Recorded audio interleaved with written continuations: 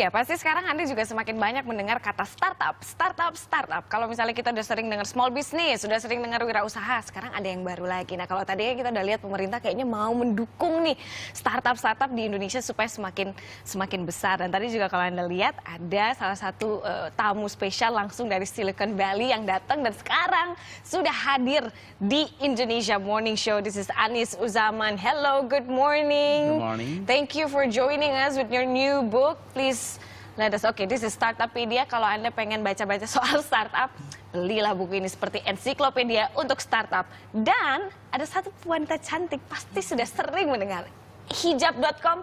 Inilah otak di balik hijab.com, di Ajeng Lestari. Thank you for coming here. Kenapa di Ajeng kita undang juga ke sini? Karena di Ajeng ini adalah salah satu startup yang sukses dan mendapatkan funding dari Venus Venture Capital dari Silicon Valley. Jadi saya juga merinding nih kalau mendengar ceritanya seperti apa. Tapi sebelumnya, first of all, I would like to ask you, kita mendengar banyak sekali term, but what is actually a startup? So a startup is a business that actually solves the problem that you have in the society. It can be any problem that you're solving. A startup is a business, it's not like a small business. In a small business, you actually just do a day in, day out, you make money for your living. Where in a startup, you get investment from investors like myself, and then you grow and expand and solve a global problem. And then you really grow big. You grow big like Google and Facebook, right? You have some technological aspect. Wow, jadi sebenarnya bukan cuman startup tuh bukan cuman bisnis seperti small business ya, bukan cuman setiap hari, tapi kita punya visi ke depannya, ada solusinya juga untuk permasalahan-permasalahan society, seperti yang dilakukan oleh Ajeng dengan hijab.com. Apa sih solusinya waktu itu Ajeng tawarkan? Jadi hijab.com itu mulai tahun 2011. Yes. Saya melihat bahwa di tahun-tahun sebelumnya, kayak tahun 90-an, 2000-an awal, itu muslimah berjilbab tuh nggak mendapatkan ruang. Ya.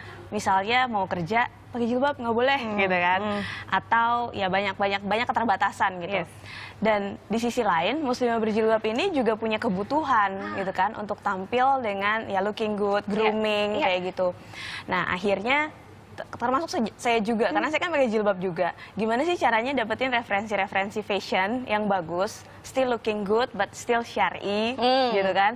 Jadi akhirnya dan muslim di Indonesia tuh banyak banget. Mayoritas Indonesia adalah muslim. Bukan cuma di Indonesia tapi juga di negara-negara lain. Turki, UAE, Malaysia, Brunei. Mayoritas muslim dan mereka pastinya butuh referensi fashion dong. Yes. Karena kebutuhan manusia untuk aktualisasi diri juga kan. Dan akhirnya tahun 2011 itu demokrasi di Indonesia udah bagus banget, internet masuk dengan sangat bagus. Akhirnya banyak influencer hijabers yang fashionable. Kemudian berdatangan. Ya, juga banyak desainer busana muslim. Akhirnya saya menemukan gimana ya kalau kita menciptakan sebuah website yang menjadi wadah bagi desainer busana muslim sehingga ketemu. Sehingga banyak orang yang bisa dapat referensi fashion online. That's anytime and anywhere. And very smart. Makanya itu jeli melihat peluang ini, dan ini juga menjadi solusi. Dan kalau Anda pengen lihat seperti apa sebenarnya hijab.com dan ini sepak terjang dari seorang Ajeng Lestari, kita punya liputan, kita lihat yuk.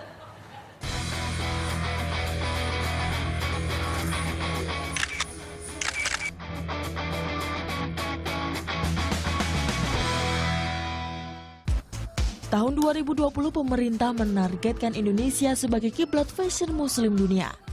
Harapan ini sejalan dengan menjamurnya e-commerce pakaian muslim di dunia maya. Toko online terbesar di Indonesia yang menjual pakaian muslimah ini salah satunya. Didirikan oleh seorang ibu muda bernama Ajeng Lestari pada tahun 2011, berbekal modal tak sampai 100 juta rupiah, toko online ini awalnya hanya menggait 14 desainer. Tapi kini lebih dari 100 tenan ternama dari dalam dan luar negeri terhimpun di sini. Omsetnya pun cukup fantastis, 1 miliar rupiah per bulan. Angka ini datang dari sekitar 6.000 transaksi, 20%-nya datang dari luar negeri. Best customer di luar negeri itu dari Singapura, lebih ke Southeast Asia ya.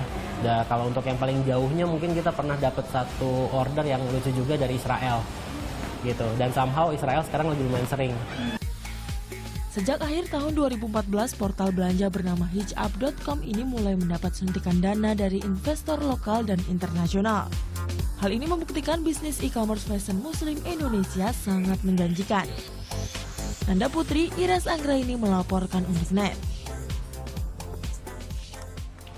Itu dia. Jadi sebelum si hijab.com ini sudah terkenang seperti sekarang, orang-orang udah tahu, udah jadi bahkan top of mind untuk e-commerce Muslim.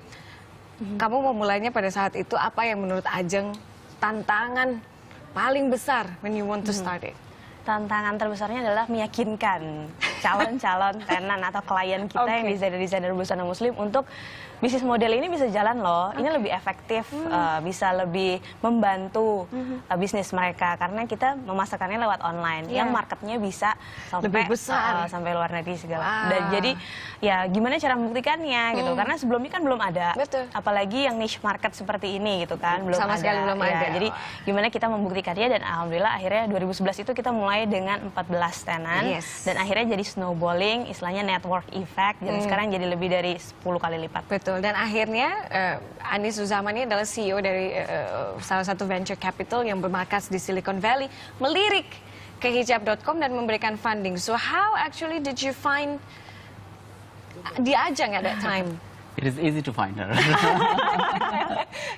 So we actually are from Silicon Valley, and people wonder like why we came all the way from Silicon Valley and invested in Muslim fashion, right? Yes. So people like herself, like who actually built company which can be seen from anywhere in the world, right? So as we're looking for good investments in Indonesia, we're actually looking for entrepreneurs like herself who actually could come up with a very unique idea, right? Her idea is very unique. I mean, there's nobody else who's doing something like her. So that's what attracted us the most. And as we talked with her, obviously liked her skills, the way she has already got a good track record. So that's all come together, and then we decided to invest in her company. Wow, and jadi we're very happy about it. Yes, jadi sebenarnya salah satu apa namanya untuk mendapatkan funding itu ya untuk startup ataupun apapun itu yang kita buat adalah harus unik dan menawarkan solusi seunik itu. Tapi that's not the only reason why you came all over from Silicon Valley to Indonesia. There's another thing that you actually is holding right now. So what it is? So I came here today actually to present that I have written a book. Actually, this book is written in Bahasa Indonesia. Bahasa Indonesia bukunya, okay. And so this is a book that actually put together all the concepts that you need to know to put together a good startup. A startup which is as good as hijab. Ajeng. Yeah. And this talks about all different segments, from team building to how to build a product, how to protect your patent, how to market your product, how to actually get funds from different investors, and how to exit your company at the end, right? Wow. How you get bought by a large corporation or do an IPO, right? Okay. So this talks about it. So why I came to Indonesia? I mean, I am a Silicon Valley-based investor, and today I mainly invest in Silicon Valley. But I look at Asia and I see Indonesia as a roaring tiger. I feel that Indonesia actually has a lot of potential. This country can grow, and I feel that it can become bigger than Silicon Valley. Wow! Because of the stamina, the passion that you see in the young entrepreneurs. People like Ajeng, right, who are young and passionate, and they're trying to do something different. And I feel that Indonesia has a lot of potential, and I want to invest in this country and grow these startups. And to help this community, I have written this book. Hope this can actually help build more startups from Indonesia. Wow, menyenangkan ya kalau kita mendengarkan ada memang ternyata jauh-jauh dari Amerika Serikat, mereka memang datang ke Indonesia karena melihat potensi kita di Indonesia ini sangat besar. Apalagi with the young population is so big of the population of the total population of Indonesia. Tapi sebenarnya kalau Ajeng sendiri melihat, banyak kan anak-anak muda juga di sekitar Ajeng yang mungkin pengen gitu. Apa sih yang menurut Ajeng mereka kok kayaknya kurang untuk maju jadi, ayo kita bikin sesuatu? Kalau menurut saya Indonesia tuh seperti kata Anis tadi, potensial sekali. Kita anaknya kreatif-kreatif, ide bisnisnya banyak banget. Cuman mungkin banyak keterbatasan di knowledge misalnya. Gimana sih start bisnis?